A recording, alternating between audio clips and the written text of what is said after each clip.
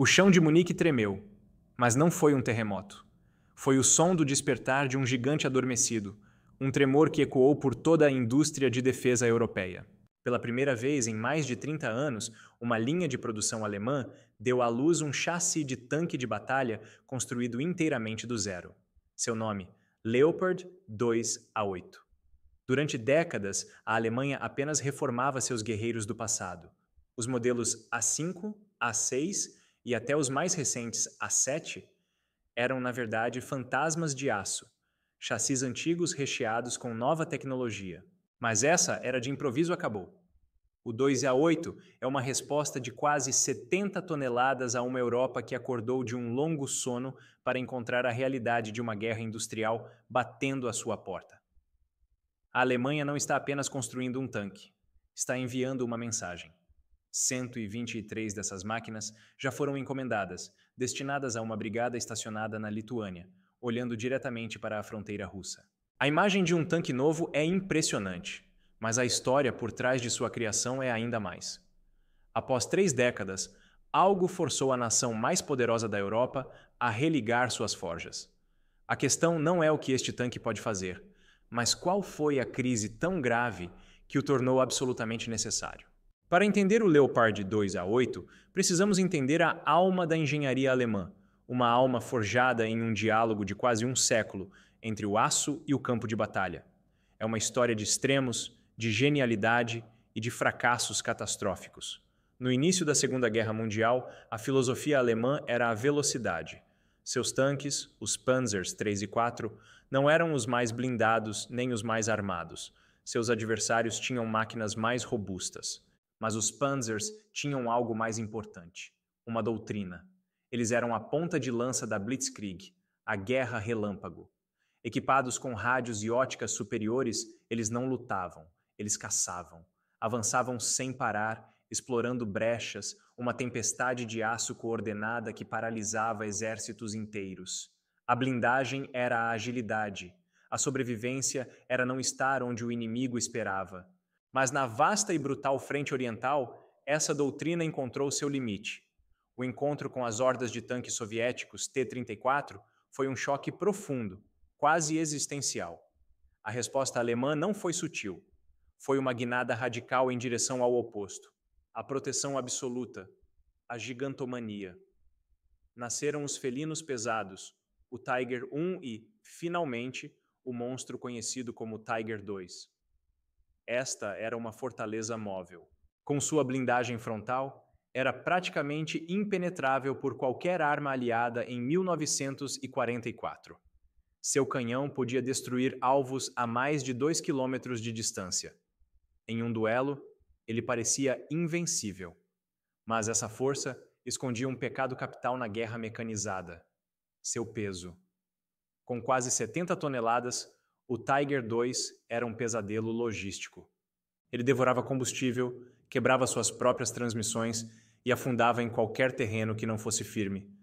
Pontes que suportavam outros tanques desabavam sob seu peso. Sua maior força era também sua fraqueza fatal. A lição foi aprendida da maneira mais dura possível. O poder absoluto é inútil se você não consegue levá-lo para uma batalha. Esse conhecimento, gravado em ferro e fogo, levaria os engenheiros alemães a uma conclusão que na época parecia uma loucura. Como a nação que criou o predador mais temido do campo de batalha, chegou a uma conclusão que desafiava toda a lógica. Para sobreviver à próxima guerra, o tanque precisaria se tornar quase indefeso? A lição do Tiger II foi brutal. O poder absoluto é um fardo. E no mundo que emergiu das cinzas da Segunda Guerra Mundial, esse fardo se tornou mortal. Uma nova tecnologia estava prestes a tornar a blindagem de aço tão obsoleta quanto a armadura de um cavaleiro medieval diante da primeira arma de fogo. Nos anos 50 e 60, uma nova teoria se espalhou pelos comandos militares. A blindagem estava morta. O motivo era o desenvolvimento das ogivas de carga oca. Imagine um foguete de apenas 12 quilos disparado por um único soldado capaz de perfurar 400 milímetros de aço maciço. Ele não quebrava a blindagem, ele a derretia com um jato de metal superaquecido. De repente, o campo de batalha se tornou um lugar onde um soldado de infantaria podia destruir um tanque de milhões de dólares. A proteção pesada se tornou um caixão de aço, caro e lento. Foi dessa percepção radical que nasceu o Leopard 1, em 1965. Ele não era um tanque, era uma filosofia. Em sua essência, um carro de corrida com um canhão letal. Sua blindagem era propositalmente fraca, em alguns pontos mal resistindo a armas de 20 milímetros. A doutrina era simples e aterrorizante. Não seja atingido. A sobrevivência não vinha da capacidade de absorver um golpe, mas da habilidade de não estar lá para recebê-lo. Apareça onde ninguém espera, dispare 1 ou 2 tiros com precisão cirúrgica e desapareça na paisagem como um fantasma. A velocidade era sua armadura e a precisão, seu escudo. Qual doutrina você acredita ser mais eficaz?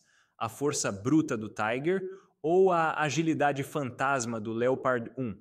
Deixe sua opinião nos comentários, pois ela é fundamental para este debate. E se você sente que faz parte de um grupo que busca entender o mundo além da superfície, então já sabe o que fazer. Apenas os escolhidos clicarão no botão vermelho para se inscrever e continuar esta jornada. Mas enquanto os tanques alemães corriam pelos campos da Europa em um laboratório britânico, engenheiros trabalhavam em silêncio em algo que parecia alquimia. Um novo tipo de material, um segredo guardado a 7 chaves que prometia desafiar as leis da física e tornar a blindagem relevante mais uma vez. Enquanto a doutrina da velocidade dominava o continente nos laboratórios britânicos, uma revolução silenciosa estava em andamento. Engenheiros descobriram como criar uma nova forma de proteção, a blindagem composta. Não era apenas mais aço, era um sanduíche inteligente de cerâmica, metais e polímeros, projetado não para resistir a um ataque, mas para desintegrá-lo. O jato de plasma das cargas ocas, que antes derretia o aço, agora se quebrava contra essa barreira complexa. A blindagem pesada estava de volta ao jogo, e em 1979, a Alemanha revelou a máquina que definiria o combate blindado por meio século, o Leopard 2. Ele era o equilíbrio perfeito entre a lança e o escudo. Recuperava a proteção robusta, mas sem sacrificar a agilidade que tornara o Leopard 1 famoso. Como isso era possível?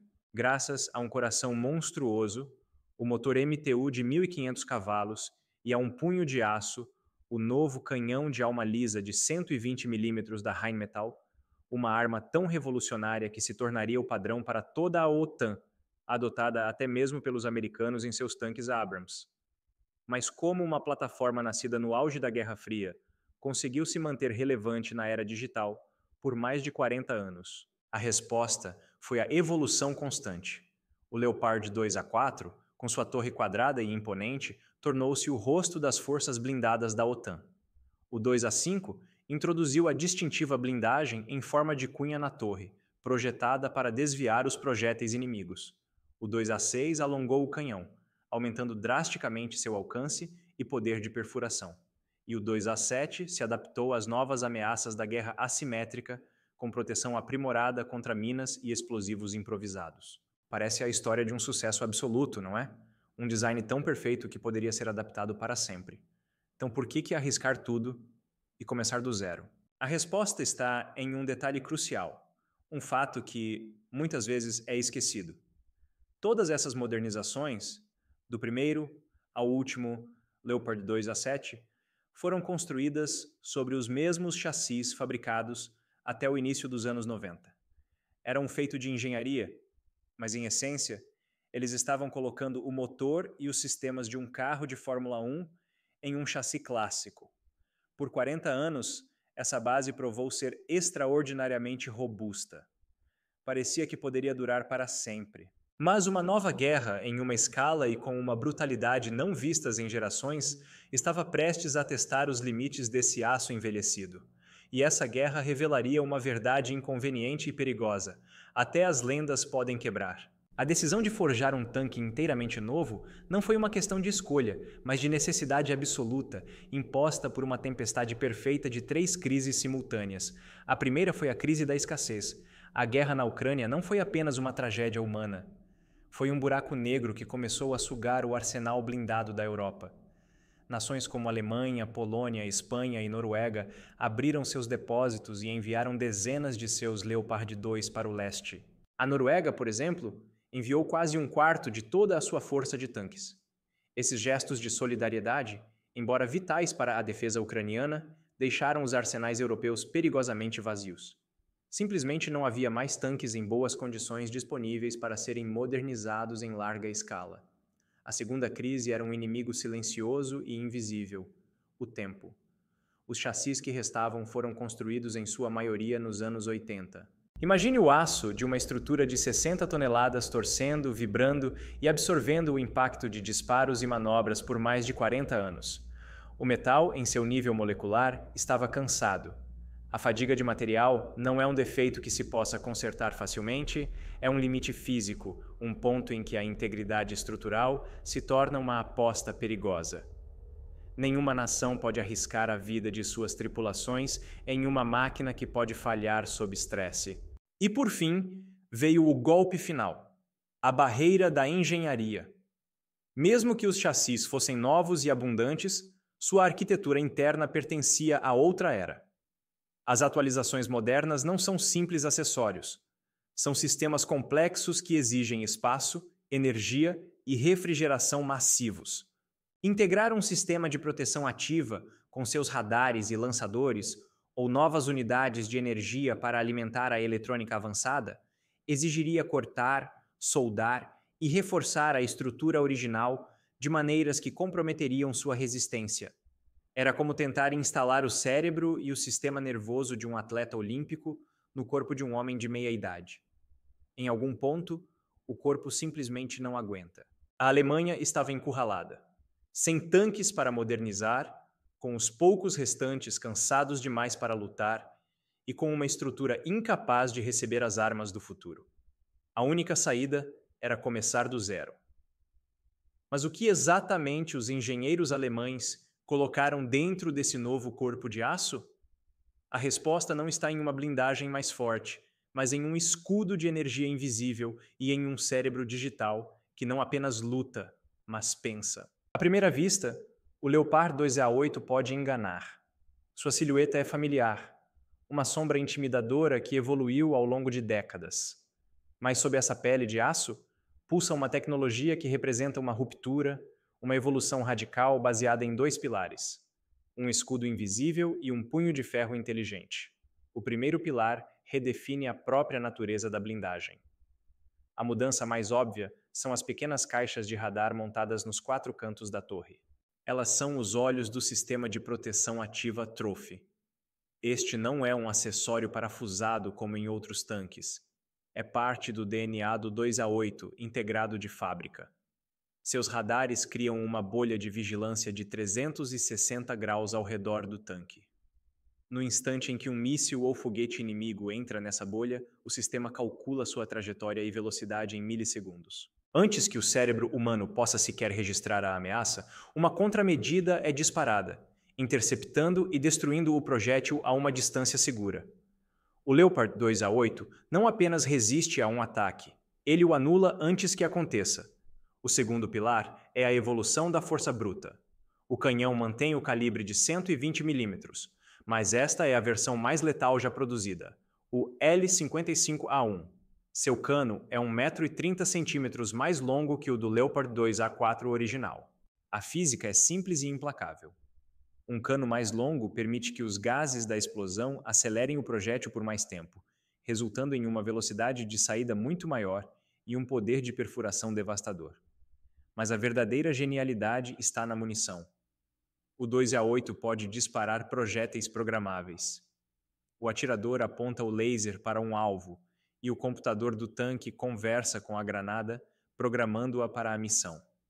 Ele pode ordenar que ela exploda no ar, chovendo estilhaços sobre tropas em uma trincheira.